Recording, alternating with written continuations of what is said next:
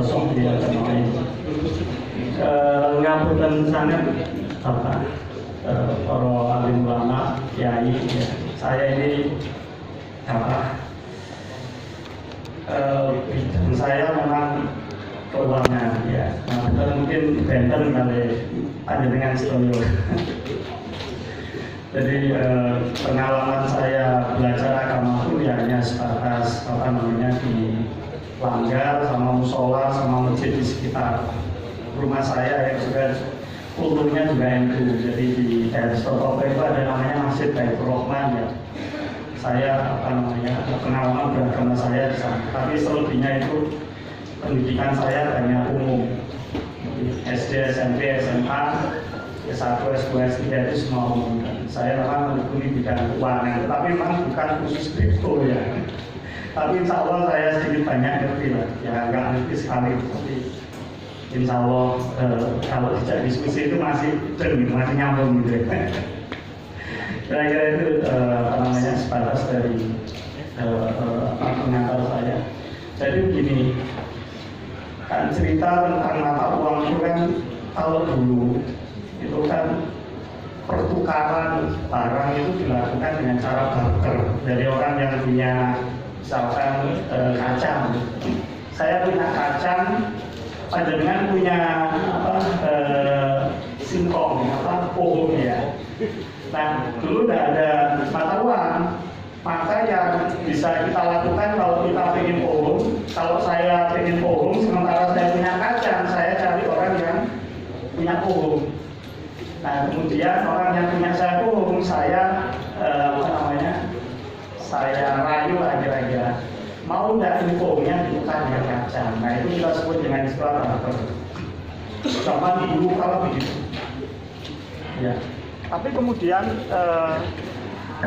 cara seperti itu kemudian punya kelemahan. Kelemahannya adalah sulit menemukan orang dengan kebutuhan yang sama untuk bisa dipertukarkan, kira-kira begitu. Makanya muncul ide kalau begitu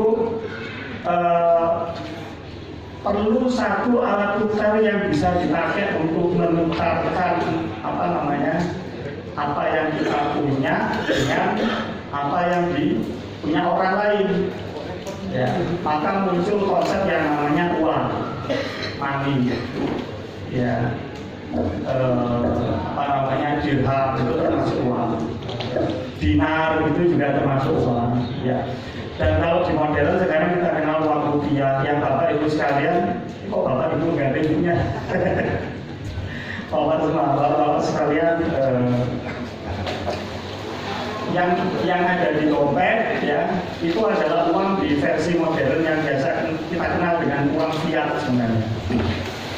Jadi kronologisnya seperti itu, dari metode barter kemudian kita pakai mata uang. Dulu standarnya emas, dulu, ya. Kenapa? Karena emas itu kan kita biasa sebut dengan emas itu barang berharga, ya, logam mulia. Jadi nggak ada logam yang disebut mulia itu selain emas. Perak bukan logam mulia, perak logam yang lain. Jadi logam mulia itu emas. Nah, emas ini disukai di sepanjang sejarah manusia. Karena dia disukai, dia punya durability atau ketahanan. Secara fisik emas itu sangat tahan, bahkan umurnya sampai ratusan atau mungkin ribuan tahun itu masih sangat kuat. Maka dulu standarnya dipakai emas. Yang kenapa emas? Karena emas itu yang logam yang dianggap mulia dan disepakati bersama. Dimanapun negara di dunia itu sering anggap emas itu, ya, istimewa, kira-kira itu. Tetapi kemudian mata uang emas ini juga punya kelemahan, ya. Karena emas itu satu jumlahnya terbatas, terus kedua emas itu kan kalau dibawa kemana-mana itu kan berat. Ya, kalau dibawa kemana-mana itu berat, butuh alat angkut, butuh apapun. Kemudian muncul ide uang logam selain emas. Kemudian berkembang menjadi uang kertas sekarang. Ya, berkembang menjadi uang kertas. Nah, Problemnya adalah kalau di Indonesia uang kertas itu rupiah, kalau di Amerika US dollar, ya dolar Amerika. Kalau di Australia namanya dolar Australia. Kalau di Singapura dolar Singapura. Dan masing-masing diterbitkan oleh Bank Sentral. Kalau di Indonesia itu namanya Bank Indonesia (BI). Kalau di Amerika namanya The Federal Reserve, The Fed, ya, sebut, dan lain sebagainya. Nah, Bank Sentral itulah yang punya wewenang, punya otoritas, punya hak untuk mencetak uang. Di Indonesia pun tidak ada yang boleh mencetak uang kecuali Bank Indonesia. Ya. Tapi kemudian berkembang lagi. Kalau cuma uang logam, uang uang kertas, istilahnya hari ini kurang ngaruh ya. Kemudian dalam perkembangannya itu kan muncul elektronik money, uang elektronik yang biasanya bapak-bapak sekalian atau mungkin mas-mas sekalian yang banyak masih muda itu. Kita kan biasanya punya yang wallet yang ada di GoPay, kemudian Grab, itu kan kita harus istilahnya ya OVO, ya Dana, ya. Nah itu uang elektronik. Tapi satuannya tetap rupiah. Satuannya tetap rupiah. Ya, itu tetap uang rupiah. Jadi yang kalau Bapak Ibu punya, Bapak Ibu lagi bapak-bapak sekalian atau mas-mas sekalian, itu kalau ngisi OVO atau ShopeePay ya atau GoPay ya, itu semua masih dalam satuan rupiah. Ya. Jadi itu namanya elektronik money orang itu. Tapi tetap rupiah. Ya, tetap rupiah. Dan kita bisa pakai untuk membayar transaksi pembayaran. Misalkan kita beli yang paling gampang kan, biasanya beli jasa transportasi. Kalau beli rokok bisa ya. Bisa di Maret. Bisa di Maret ya. Iya di Maret bisa. Ya. Tapi umumnya kan biasanya kita pakai untuk yang kalau Shopee itu belanja. Gitu. Atau yang kalau GoPay itu Gojek itu kan untuk jasa transportasi. Kalau yang di Grab itu ya. Paling tidak itu untuk membiayai pembayaran kita atas transaksi yang kita lakukan dalam rangka jual beli barang dan jasa. Kita bisa pakai. Nah itu perkembangan terakhir itu ternyata belum berhenti. Ya. Ternyata kemudian ada ide, ini sifat manusia ya. Manusia itu selalu ingin ingin tahu. Setelah tahu yang satu ingin tahu yang lain, setelah tahu yang satu ingin tahu yang lain. Terus muncul konsep ini cryptocurrency ini.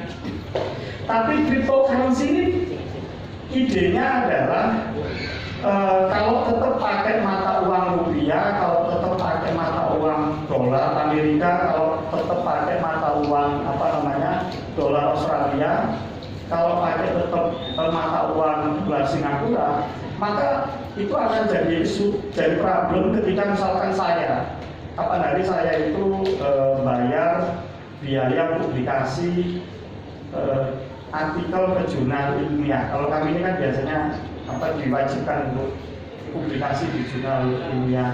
Ya, kalau sekarang kalau yang di perguruan tinggi itu ada istilah Scopus, terindeks Scopus dan seterusnya itu. Nah itu cuma 100 US dollar sebenarnya. 100 US dollar saya bayar ke salah satu universitas yang ada di Malaysia. Nah, saya datang ke Bank Mandiri. Saya kan punya rupiah. Ya. Maka kan saya konversi dulu ke dolar. Nah, dolar itu kurang lebih sekitar 15.000 rupiah per satu US dollar. Nah ternyata saya kenanya itu 1.800.000. Harusnya kan kalau 100 dolar dikali 15.000 ketemunya kan sekitar 1.500.000. Tidak gitu. Ternyata kita kena charge oleh bank, ya itu sekitar ya sekitar 300-an gitu. Ya untuk biaya transfer. Jadi tidak hanya kita kemudian beli dolarnya, tapi kita kena cas lagi. Jadi kita kena cas lagi. 300.000 itu kan berarti sekitar 20 dolar. Jadi kita kena cas. Ya itu ada biaya konversi. Ya, itu yang diambil oleh bank. Kebetulan saya Bank Mandiri. Bank Mandiri ambil untuk melakukan transaksi pembayaran. Padahal sebenarnya hanya 100 US dollar, tapi sampai kena cas 20 US dollar. Plus ada biaya lain-lain. Nah, itu saya yang istilahnya transaksinya kecil ya. Bagaimana kalau transaksinya yang sampai jutaan US dollar atau miliaran US dollar? Maka kemudian orang itu mikir, gimana ya kalau kita kemudian buat uang seluruh dunia, uang ini berlaku seluruh dunia tanpa batas, tidak harus melalui bank dan tidak harus melalui money changer atau apapun, tetapi langsung dari orang ke orang. Gitu, idenya begitu. Maka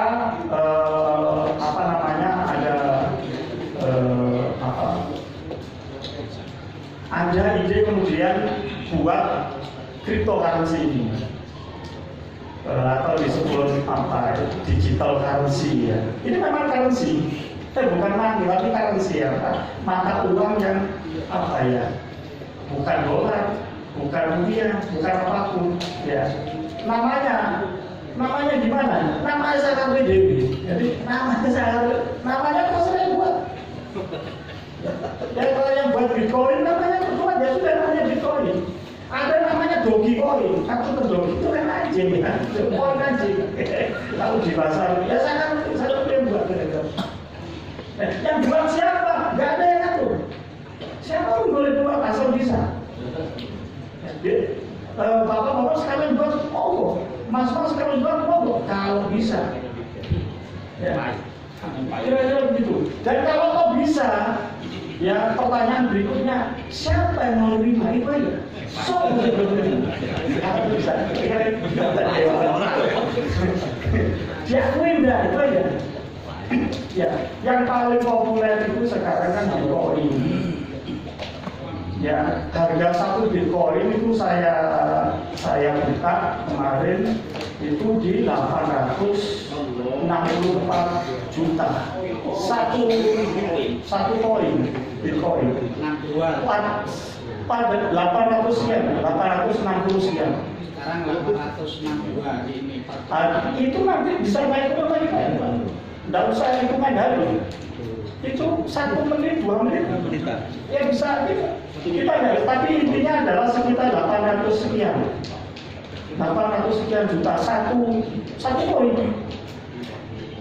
Nah, koinnya mana? Ada goib ini Pak. Benar-benar nggak bisa. Kita nggak bisa dipegang, nggak bisa diapa-apain. Koinnya nggak bisa. Tapi apakah ada? Ada. Ya, ada. Jadi barangnya ada, tetapi tidak nyata. Di awal dulu tahun 2010 harganya berapa? 100 rupiah per satu Bitcoin. Bitcoin itu dibuat sekitar Januari 2009. Ya idenya itu tentu dari orang Jepang ya. Satoshi siapa itu? Jadi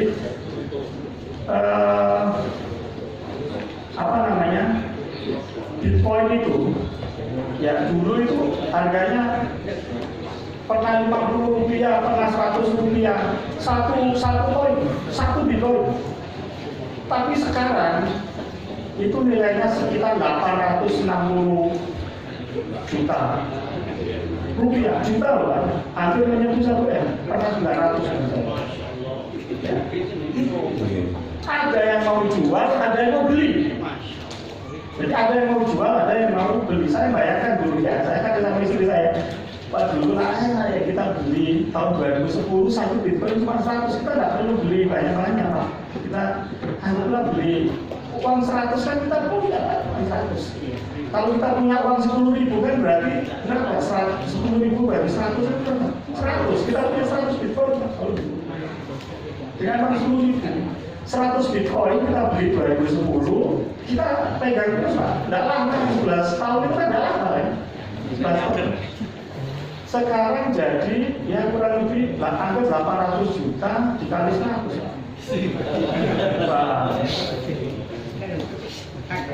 Jadi itu real. Tetapi gini pertanyaannya, di Indonesia Bitcoin itu atau cryptocurrency itu apakah dianggap mata uang? Jawabannya enggak.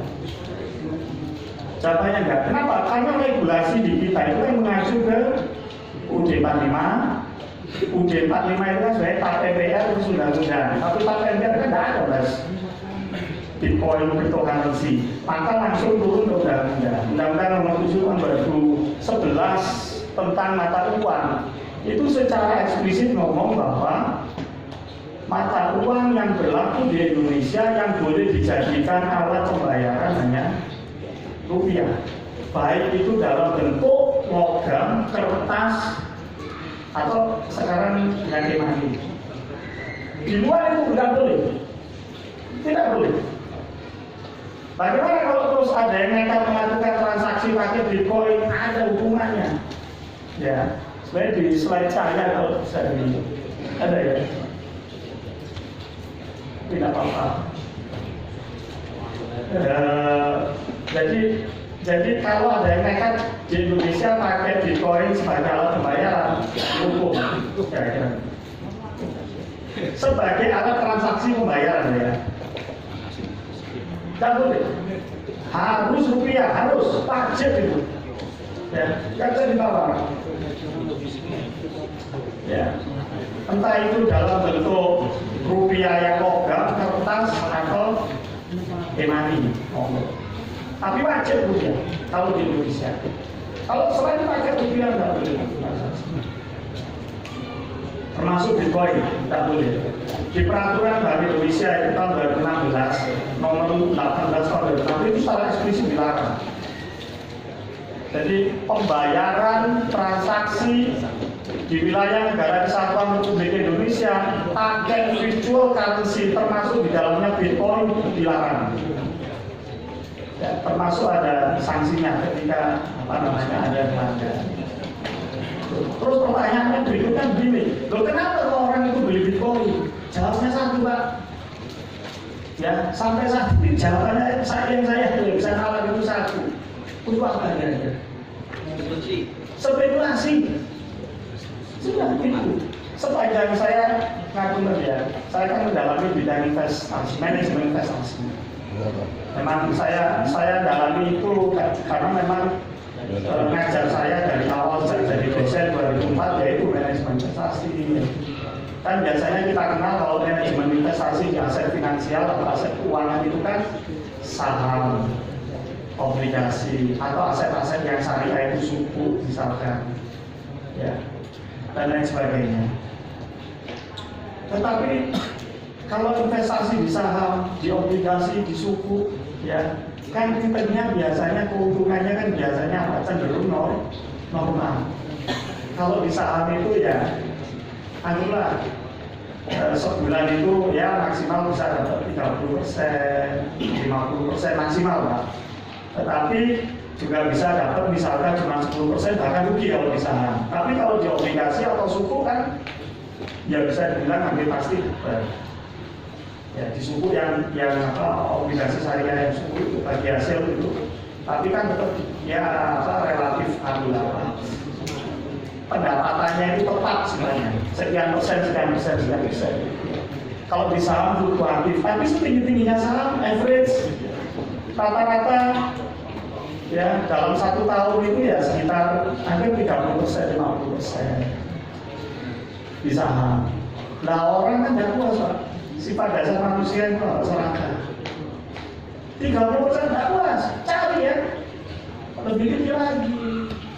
Nah Bitcoin ini bisa jadi apa? Instrumennya. Dan yang bikin rame Bitcoin sampai bisa naik sekali, turun sekali, naik lagi, turun lagi, naik lagi, turun lagi itu ya spekulator itu.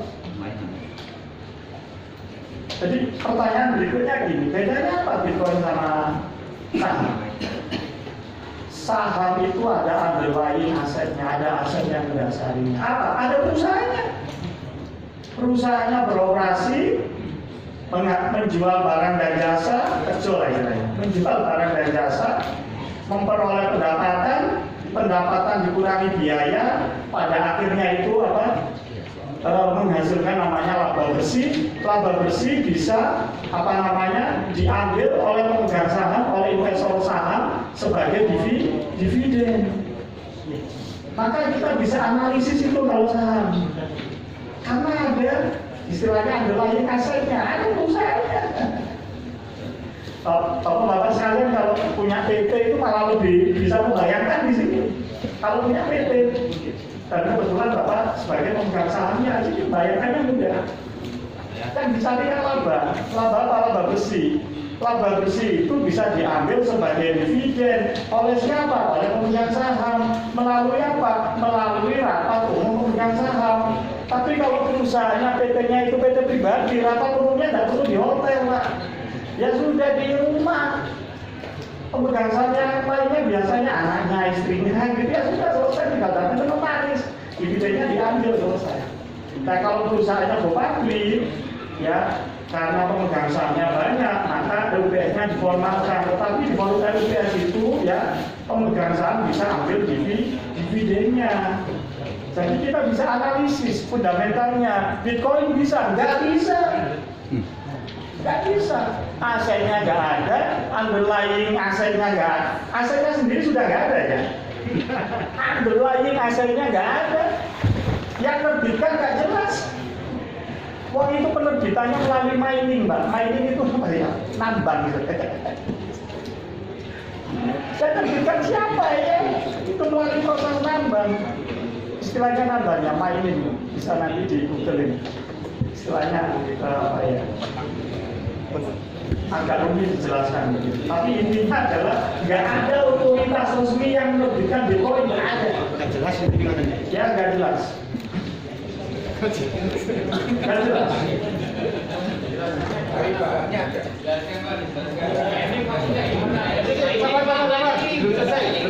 Mining staking, Pak. Dan nanti yang biasa dulu ya Pak. Nanti kalau langsung taruh dulu. Semester 1 lah. Saya nggak ingin masuk ke miningnya sebenarnya, karena dulu karena kita kan ngambil tadi kan dari plus itu kan yang penting nanti aja Pak apa intinya. Kalau ke proses teknisnya itu agak dalam dan ribet istilahnya. 2 semester lah. 2 semester saya belum tentu ngerti juga. Kalau beli langsung ngerti. Jadi kira-kira itu begitu. Nah, yang apa namanya fokus saya adalah aset ini terus diminati oleh orang untuk diperjualbelikan. Itu motifnya apa? Spekulasi kalau menurut saya. Sekarang ini ya, tidak tahu ke depan. Kenapa? Karena mayoritas pemerintahan ya dan bank sentral di seluruh dunia mayoritas itu tidak mengakui Bitcoin sebagai alat pembayaran. Hanya 9 aja ya, 9 negara ya. Amerika, Jepang, ya ada Ukraina, Korea Selatan, Denmark, ada 9 ya. Itu mereka mengizinkan ya transaksi pembayaran hanya Bitcoin, tetapi juga ya belum terlalu populer karena juga masih ada ketidakpercayaan juga terhadap nilainya. Ya, Bapak misalkan punya barang, terus ada orang mau beli barang bayar pakai Bitcoin. Kalau Bapak nolak ya nggak apa-apa di Amerika, tapi kalau Bapak menerima ya nggak apa-apa juga kalau di Amerika. Tapi persentase orang yang masih belum percaya, selain percaya masih lebih banyak orang yang tidak percaya. Ya ada beberapa yang percaya. Perusahaan seperti Microsoft itu mengizinkan pemakaian Bitcoin untuk beli software Microsoft. Itu di Amerika, tapi di Indonesia nggak boleh. Jadi hanya ada 9 negara yang mengizinkan Bitcoin sebagai alat pembayaran. Nah, selebihnya Bitcoin itu diminati karena apa? Spekulasi. Tidak ada yang lain. Tidak ada. Di Indonesia, Bitcoin itu diakui bukan sebagai currency, bukan sebagai mata uang, tapi diakui sebagai aset. Asetnya kita sebut dengan istilah komoditas. Komoditas ini apa? Komoditas itu sederhananya definisinya adalah barang yang bisa diperjualbelikan dengan tujuan untuk mencari keuntungan. Itu jawabannya. Ya. Dan itu secara resmi di apa? Diakui oleh Departemen Perdagangan pemerintah dengan mengeluarkan peraturan Bapepti itu Februari 2019 dengan memasukkan Bitcoin itu sebagai salah satu komoditas yang bisa diperjualbelikan di bursa berjangka komoditi. Jadi di Indonesia dia tidak diakui sebagai mata uang, tapi dia diakui sebagai komoditas. Jadi kalau orang transaksi di Indonesia ya jelas motifnya untuk spekulasi. Pak, apa itu dari investasi? Sepanjang saya belajar investasi, investasi itu kalau menurut saya ya harus jelas apa asetnya, harus jelas underlying asetnya, dan harus punya manfaat real. Kira-kira itu seperti itu. Itu sekilas tentang Bitcoin. Ya. Jadi apakah ada Bitcoin? Ada. Buktinya ada apa? Bapak kalau punya uang 800 sekian juta itu ya tinggal daftar di salah satu, kalau di saham itu namanya perusahaan sekuritas. Ada Dana Reksa Sekuritas, Mandiri Sekuritas, BN Sekuritas. Kalau di Bitcoin itu namanya exchange namanya. Ada perusahaan exchange ya. Itu ada namanya aneh-aneh. Ada perusahaan exchange namanya Pintu, ada toko kripto, ada macam-macam itu. Perlu daftar di sana. Dia mirip kayak kalau yang pernah jadi investor saham itu, buka rekening di sana, nyetor deposit istilahnya. Untuk kita 1M gitu ya. Bukti bahwa Bitcoin ada apa? Bapak bisa beli Bitcoin itu dengan bayar 862 nih Pak.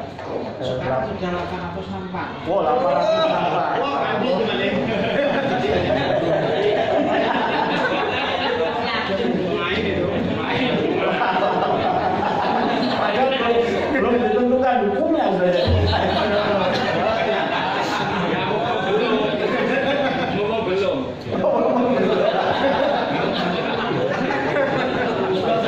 Jadi itu Bitcoin itu seperti itu. Nah, jadi bisa dipakai itu yang setelah dibungkus. Jadi nggak bisa ya Bapak langsung beli ke toko mana, nggak bisa, harus daftar dulu di salah satu perusahaan exchange namanya. Daftar dulu sana, setor uang dulu, deposit berapa 1M misalkan, nah itu yang nanti bisa dipakai untuk jual beli. Nanti Bapak di sana juga setelah daftar nanti diminta untuk daftar di jaringan Bitcoin-nya, dibuatkan walletnya seperti yang OVO dan gitu. Tinggal nanti ya gampang kalau cuma transaksinya kayak transaksi saham. Standarisasi harga Bitcoin itu Nggak ada Pak. Kalau ini memang benar-benar tidak ada standarisasi Pak. Tidak ada auto reject atas, auto reject bawah. Jadi ini murni yang jual di harga berapa, yang beli di harga berapa Pak. Sistemnya gitu Pak terus. Itu kan berarti tadi kan 8.644, sebelumnya 8.642 kan itu sudah ada kenaikan 2 juta ya, benar ya, 2 juta sekian ya, sekian apa namanya. Anggaplah sekian menit kita ambil ya. Nah,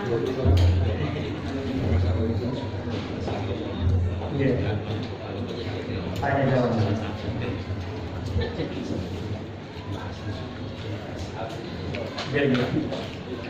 Oke, jadi sekilas itu penjelasan saya tentang Bitcoin. Insya Allah kemarin saya sudah diberi yang fokus diskusinya sama Pak Yai, yang nggak ke teknis tetapi ke yang poin-poin yang memang terkait dengan fatsun masa itu. Ya, matur suwun sangat, monggo kalau misalnya ada diskusi dan lain sebagainya. Matur suwun.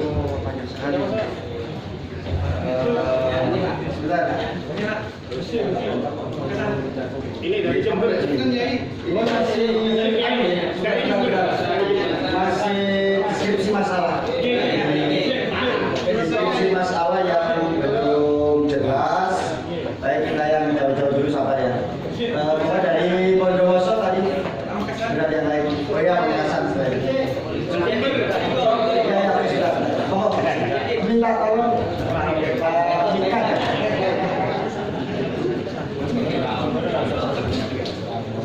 Terima kasih waktunya. Tim ahli, jujur tadi saya itu agak ngambang terkait dengan jenengan karena tidak substansi. Tolong dijelaskan secara detail secara substansi terkait pola kerja kripto dan juga dampak positif dan negatif bagi pelaku kripto baik yang sudah pengalaman dan pemula. Terima kasih. Dari Jember Yai. Saya ingin bertanya, apakah kalau di uang konvensional rupiah dan lain sebagainya, karena kripto ini sepertinya ingin mendobrak sistem yang sudah ada seperti itu, sehingga seluruh dunia sama, tidak ada ketika konversi tidak usah seperti itu. Yang saya tanyakan, apakah ada jaminannya juga? Kalau di uang rupiah misalnya ada emas sebagai jaminannya, logam mulia dan lain sebagainya, kalau di kripto ini apa jaminannya? Sebentar. Tolong Jelaskan tadi Pak. Oke, mohon sekiranya pertanyaan berizin yang yang belum dijelaskan. Misal tadi apakah ini ada jaminan, nggak ada tadi ini nggak jelaskan. Ini maksudnya ini sudah dijelaskan, maksudnya begitu loh.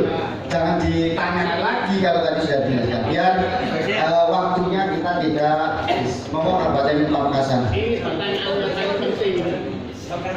Pamekasan. Masalah semuanya punya pertanyaan penting masalah Saya tadi baca-baca di Wikipedia ya, situs terpercaya dunia. Di sini sebenarnya di Wikipedia ini dijelaskan bahwasanya di sebagian negara itu sudah ada regulasinya, jadi sudah ada seperti Rusia yang melegalkan kripto di negaranya dan juga mendukung Venezuela ya, juga membuat sendiri uang kripto. Kemudian di Thailand juga diam-diam ingin membuat uang kripto sendiri. Ya, terus? Kemudian di sini ada kata siapa? Kata apa? Di sini justru di Indonesia itu ada sebanyak 4.153 juta pengguna. Kemudian di Indonesia ini juga sudah mendapatkan izin dari Kominfo untuk melakukan perdagangan